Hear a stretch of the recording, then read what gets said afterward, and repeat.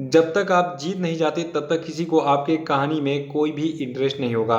तो पहले दुनिया को जीत के दिखाओ, वो अपने आप ही आपकी कहानी जो है दुनिया को सुनाएंगे। नमस्कार दोस्तों, आज की वीडियो में डिस्कस करेंगे हम 21 अप्रैल के करंट अफेयर पे। देखिए, आज की वीडियो में जितने भी करंट अफेयर सेलेक्ट किए गए हैं सभी के सभी आपकी आगामी परीक्षाओं के लिए मोस्ट इंपॉर्टेंट है, तो शुरू से लास्ट तक वीडियो में बने रहिएगा। और जैसा कि इस वीडियो के लास्ट में डेली आपसे 5 क्वेश्चन पूछे जाते हैं, तो आपको इन पाँचों प्रश्नों के जवाब देने हैं। और इस वीडियो को पूरा देखने के बाद आप इसकी PDF फाइल भी डाउनलोड कर सकते हैं।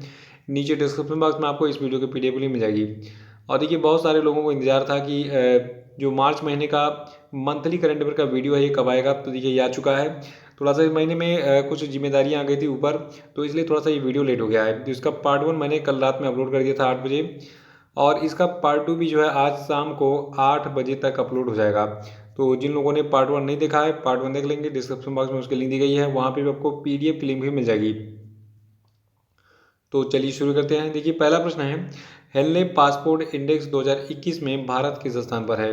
देखिए, हेनले पासपोर्ट इंडेक्स जो है ये सबसे मोस्ट इम्पॉर्टेंट इंडेक्स होता है। चाहे SSC, bank, railway, UPSC, PCS या फिर कोई भी एग्ज़ाम हो, चाहे शिक्षक भर्ती का एग्ज़ाम हो, सभी में ये पूछा जाता है।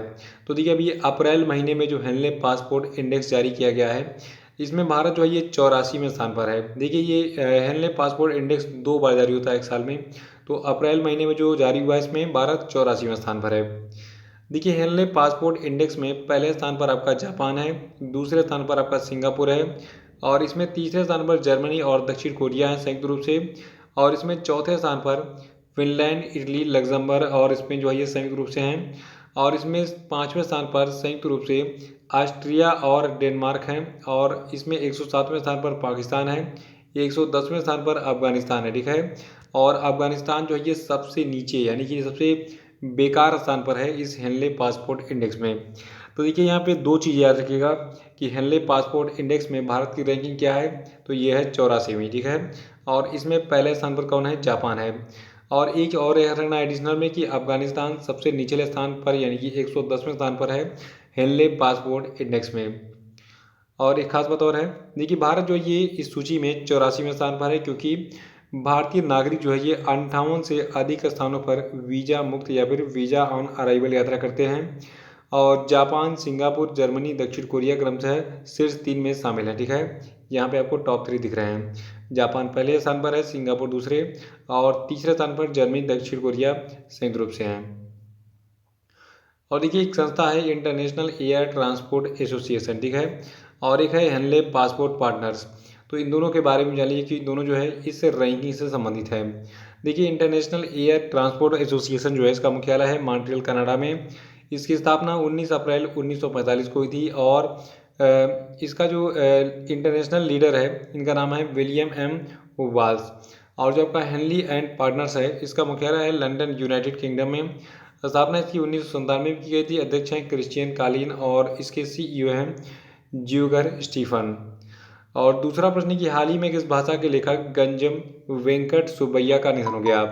तो देखिए, गंजम वेंकट सुब्बैया जो है ये कन्नड़ भाषा के एक राइटर यानी कि लेखक थे। और जो आपके गंजम वेंकट सुब्बैया हैं, तो देखिए, ये जो है एक लेखक होने के साथ साथ व्याकरणिक संपादक, लेक्सिकाग्राफर और साहित्यिक आलोचक भी थे। इन्होंने आमतौर पर अपने साहित्यिक बंडल में कन्नड़ भाषा और संस्कृति के चलते फिरते विश्व के कोश के रूप में इनको जाना जाता है। और इन्हें जो है कन्नड़ साहित्य, कविता, निबंध और अनुवाद में दक्षता के लिए 2017 में पद्मश्री पुरस्कार दिया गया था। और इसके अलावा इन्होंने कन्नड़ साहित्य अकादमी पुरस्कार और अन्य में से पंपा पुरस्कार भी प्राप्त किया है। तो ये सारे पुरस्कार प्राप्त किए हैं, और ये पूरी डिटेल्स इनके बारे में थी संक्षेप में। इसको याद रखिएगा कि ये जो है कन्नड़ भाषा के लेखक थे कौन, गंजम वेंकट सुब्बैया। और तीसरा प्रश्न है कि UN चीनी भाषा दिवस यानी कि United Nations Chinese language day जो है ये किस तिथि को मनाया जाता है। तो देखिए, United Nations Chinese language day को मनाते हैं 20 अप्रैल को हर साल।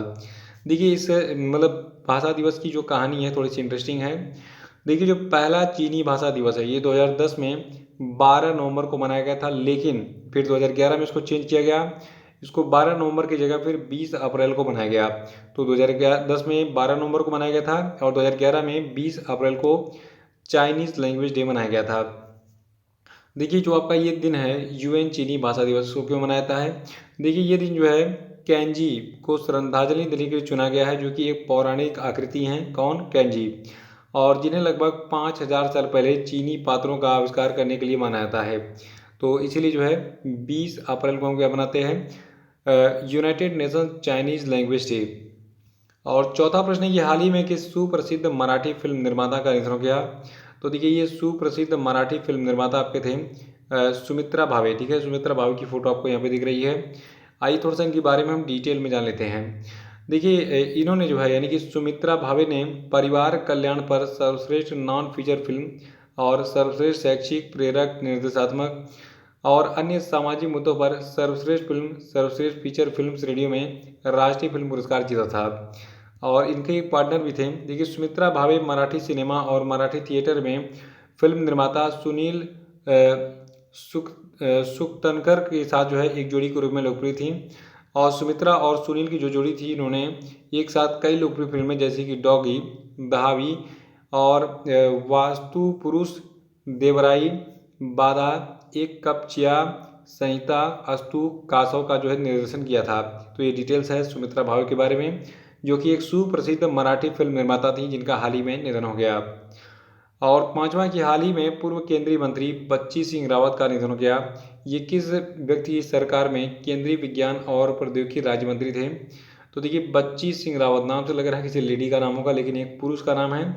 बच्ची सिंह रावत जो है ये उत्तराखंड से बिलोंग करते थे। और ये जो है अटल बिहारी वाजपेयी जी की सरकार में केंद्रीय विज्ञान और प्रौद्योगिकी राज्य मंत्री थे और इनका हाल ही में निधन हो गया है।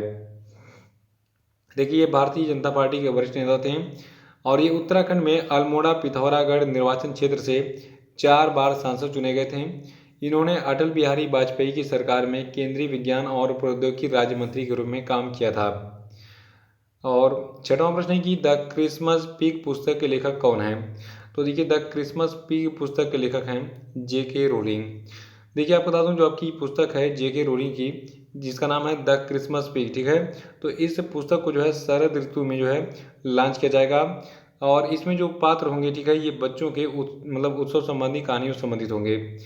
देखिए इसमें जो ये पुस्तक है जिसका नाम है द क्रिसमस पिग, ठीक है, तो इसमें कहानी है जैक नाम के एक लड़के और उसके खिलौने डर पिग की, ठीक है, जो कि क्रिसमस की पूर्व संध्या पर लापता हो जाता है।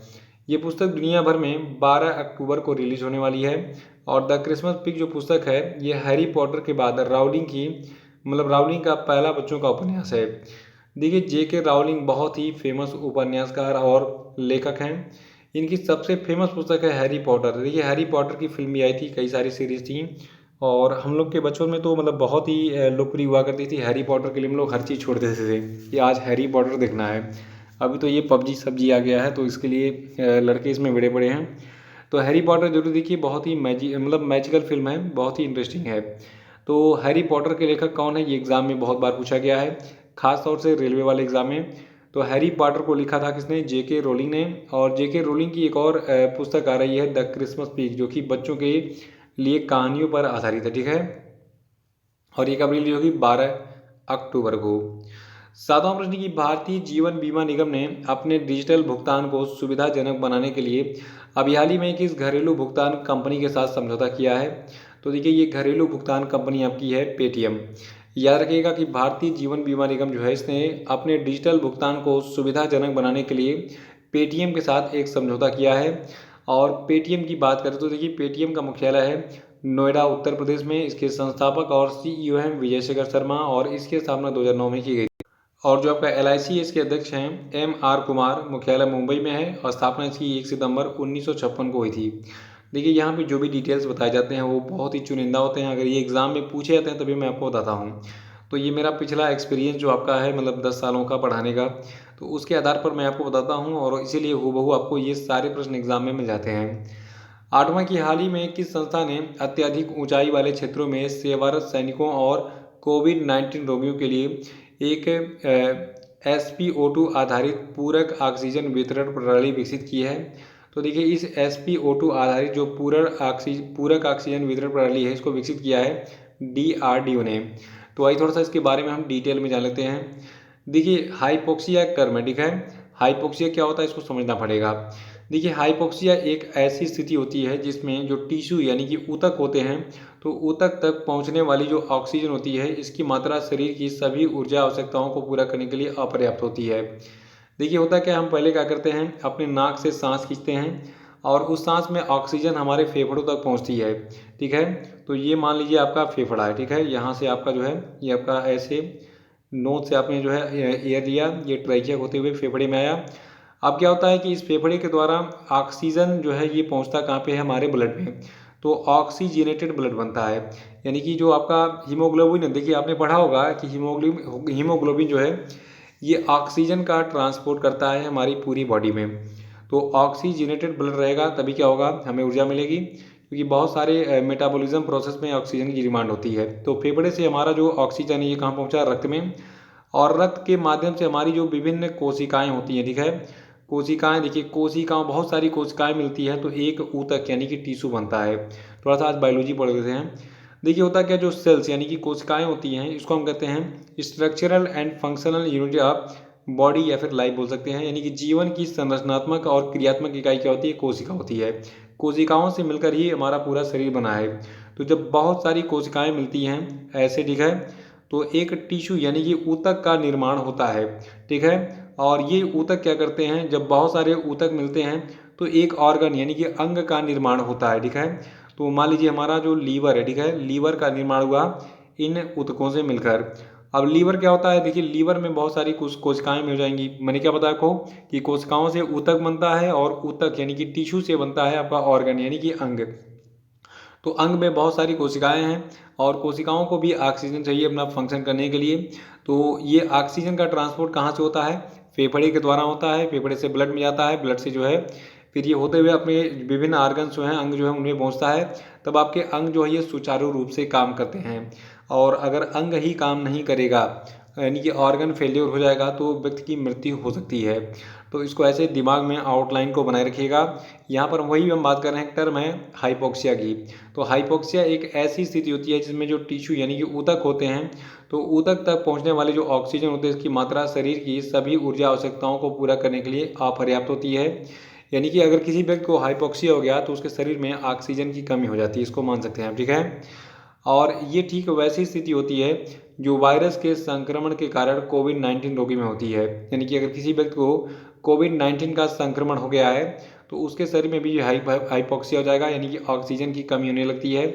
इसलिए आपने देखा होगा न्यूज़पेपर में आजकल हाईलाइटेड है कि फला जगह पे ऑक्सीजन का स्टोरेज सेंटर बनाया जा रहा है और फला हॉस्पिटल में ऑक्सीजन के सिलेंडर की कमी से किसी व्यक्ति की मृत्यु हो गई।